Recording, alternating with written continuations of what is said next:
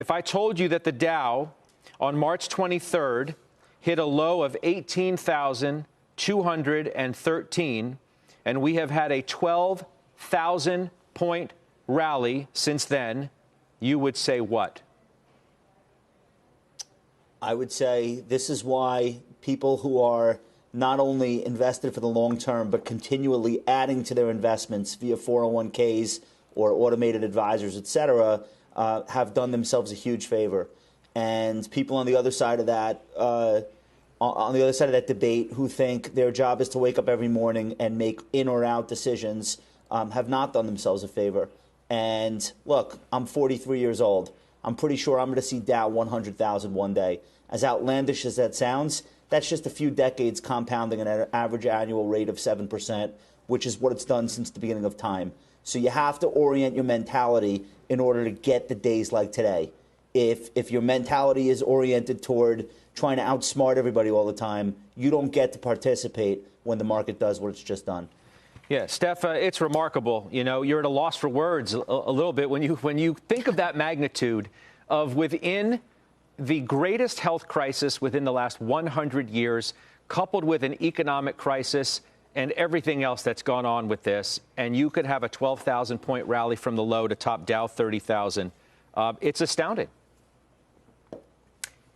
Oh, it is astounding. It's been a very long journey, right? But we have to thank the Fed. We have to thank the monetary policies that they put in place and all the QE that they've been doing. We have to thank the administration and Congress for getting a fiscal package, several fiscal packages in order. So I still think that a lot of this rally is because we have had such massive, massive support, and we have extremely low interest rates. But look, the market is rallying because guess what? There's actually a lot of good news out there. It's not perfect, but not only is vaccine and the progress that it's making is good news, obviously, from a health point of view. But it also means that we're probably going to see better growth in 2021 in terms of GDP. We're probably going to see better profits in 2021 than people expected. We could grow north of 30% in earnings, and I think that's what the market is starting to price in. Are we pulling forward a little bit? Maybe. But you know what? You add in more clarity on the presidency, the Yellen news yesterday, and seasonality. Let this ride until the end of the year, and we can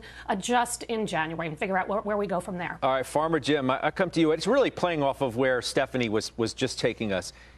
Here's the state of play, okay, as I see it. And I want to discuss this on the other side.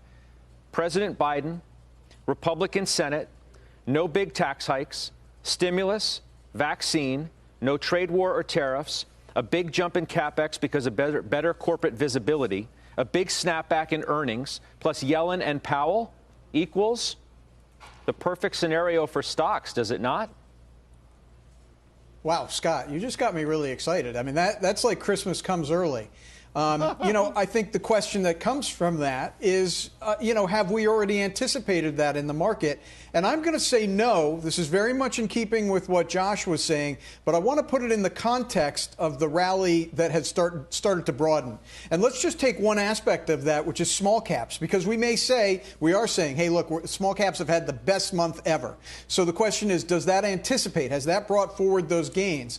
I have to give a very strong answer of no. Because remember that small caps were in a bear market since the summer of 2018. They just broke out of that 2 weeks ago.